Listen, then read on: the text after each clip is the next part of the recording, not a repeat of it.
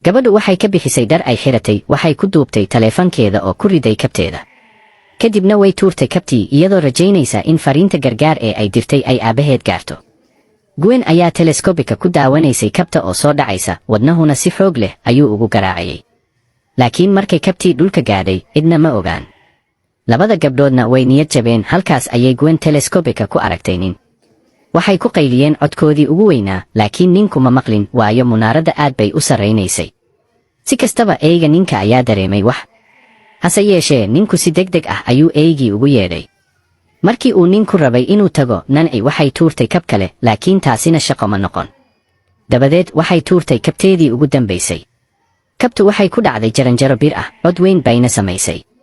ninkii iyo eeygiisii way dareemeen, balse ninku keliya kabtii buu qaaday oo si caadi ah ayuu uga dhaqaaqay. Nancy waxay isku dayday inay gantaal yar oo iftiin sameeya flaragun ku tuurto cirka si loo gargaarsado, laakiin Gwen ayaa joojisay, sababtoo ah ninku hore ayuu uga dheeraaday. Gwen markaas waxay aragtay gaari ag dhow yaal, dadkuna halkaas ayay ku diyaarinayeen barbeece. waxay ku fikirtay in habeenka ay fiican tahay si calaamada iftiinka si cad loogu arko. markii habeenkii yimid, Nancy waxay mar kale isku dayday in ay adeegsatay gantaalka iftiinka, laakiin wuu fashilmay. just markii ninkii gaarigiisa fuulayay, Nancy isku dayday mar kale. markan iftiin aad u weyn ayaa cirka u kacay, ninkuna wuu arkay. Gwen si farxad leh ayay taleefankeeda ugu ruxday, iyadoo aaminsan in la badbaadin doono. laakiin halkii uu gargaarsiin lahaa, ninkii wuxuu xaday gaarigoodii oo wuu ka dhaqaaqay, isagoo ficil aflagaado ah u muujiyey intuu wado. maalintii xigtay, calaamad telefoon ma jirin, taleefanadoodiina ma shaqayn. Gwen waxay tidhi, aniga ayaa hoos u degaya si aan boorsada u soo qaato.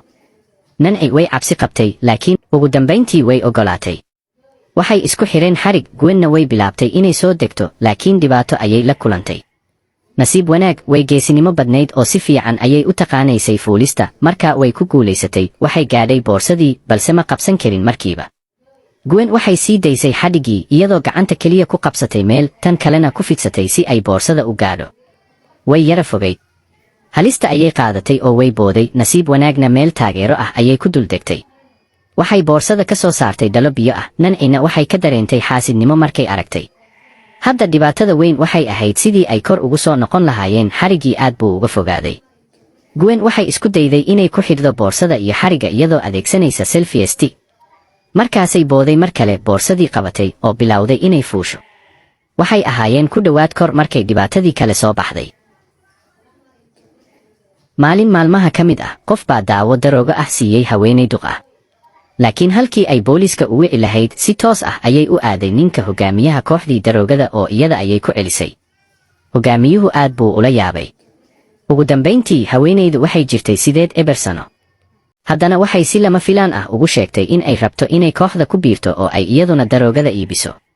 waxay sharaxday in dhammaan ragga kooxdu ay boolisku si dhow u daba socdaan, balse iyadu aysan lahayn wax raad dembi ah, qofna kama shakisan doono haweenay duq ah.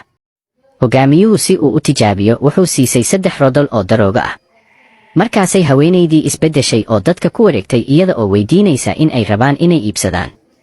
bilowgii dadku way ka shakiyeen, waxayna ka baqeen in laga yaabo inay boolis la shaqaynayso. laakiin ugu dambayntii hal qof baa geesinimo yeeshay oo ka iibsaday. markii dadka kale arkeen in waxba dhicin, iyaguna way bilaabeen inay ka iibsadaan. qaar badan xitaa way soo noqnoqdeen si ay mar kale uga iibsadaan. wakhti kooban gudaheed, dhammaan alaabtii way iibisay. markay lacagtii dib ugu soo celisay, hogaamiyihii wuu la yaabay mar kale. sida uu ballan qaaday, wuu siisay komishankii ay kasbatay, wuxuuna siiyey xamuul ka badan kii hore. maalmaha xigay, haweenaydu waxay aaday xaafado ay kooxda kale iibin jireen. sababtoo ah ammaankoodu daciif ahaa, si dhaqso leh ayay u noqotay qofka ugu weyn ee daroogada halkaas ka iibsha, kuwa kalena waxay ku adkaatay inay wax iibiyaan. ninkan ayaa baraf qabow oo ka dhacay qaboojiyaha cunayay, indhihiisuna ilmayn ayay bilaabeen. wuxuu ka xoqay caaryo buskud duug ah, wuxuuna ku daray keliya kafyar yar ka hor intuusan cunin. taasi waxay ahayd cuntada keliya ee u hartay.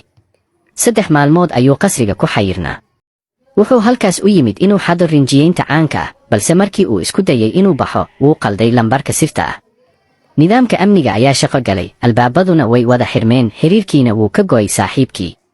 walbahaar dartii wuxuu arkay in albaabka weyn laga sameeyey alwaax qaali ah. wuxuu bilaabay inuu mindi ku dhufto, dalool buu ku sameeyey, balse gadaashiisa wuxuu ka helay bir adag. markaas ayuu jikada galay si uu biyo u raadsado, laakiin waalka weyn ayaa la damiyey. gaaska ma shaqaynayn, qaboojiyahuna wuxuu ku jiray keliya xawaash dhacay. maalintii xigtay wuxuu ogaaday in midhaha miiska saarnaa aysan run ahayn balse ahaayeen dhagxaan la qurxiyey. mid buu ka tuuray daaqad galaas ah, laakiin dhagaxii baa dilaacay, galaaskiina ma jebin. si lama filaan ah, qaboojiyaha hawada ayaa bilaabay inuu kululeeyo qolkii. si uu isu qaboojiyo wuxuu u orday barkadda, laakiin biyahaas waxay ahaayeen cusbo leh. xitaa aqwaryumkii wuxuu ahaa biyo cusbo leh. wuxuu buug ka jeexay bogag, wuxuu dab ku shiday muraayad weyn, magnifying glass, qiiqa ayuu u jeediyey alaarmiga dabka. sida uu filayey waxaa shaqeeyey sprinklerskii, gurigana biyo ayaa ka soo daay. wuxuu helay biyo nadiif ah oo uu cabo, balse dhammaan qalabkii korontada wuu gubtay. weli isagoo baxsasho ku fikiraya wuxuu alaabta guriga ka sameeyey jaranjaro. wuxuu jebiyey qubays qaaliga ah, burburkiisii ayuu indhaha kaga daboolay.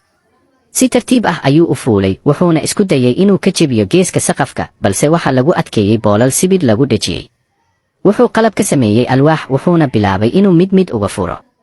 markuu dhammaan looxii isticmaalay, wuxuu ugu dambayn ka saaray boolalkii ugu dambeeyey. wuxuu ninkan dhab ahaan wejigiisa ma laha.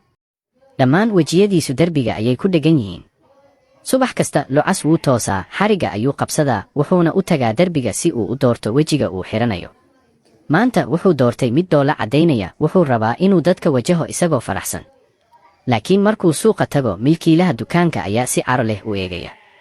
waddada dad shisheeye ah ayaa si qabow u fiirinaya, qaarna si ula kac ah bay ugu dhacayaan.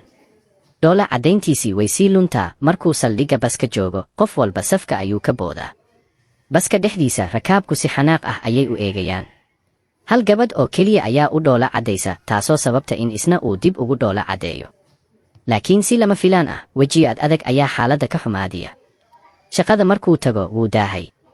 maamuluhu si xanaaq ah ayuu ugu qayliyaa, mar kale haddii ay sidaan noqoto waa lagaa eryayaa. saaxiibkiis shaqada ayaa qalin u diiday inuu qoro, wuxuuna ku tuuraa madaxiisa. Lucas waxba ma oran. wuxuu sawir ku bilaabaa warqad, wuxuuna doonayaa inuu sawiro dhoola caddayn, balse gacantiisu way khiyaanaysaa.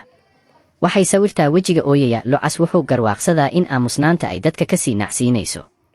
markuu guriga ku soo laabanayo, wuxuu ku dhacaa nin kale. wejigii ninka faraxsan ayaa si tartiib ah isu beddela mid ooyaya. guriga markuu gaaro, Lucas wuxuu derbiga ku dhejiyaa wejigii ooyayey.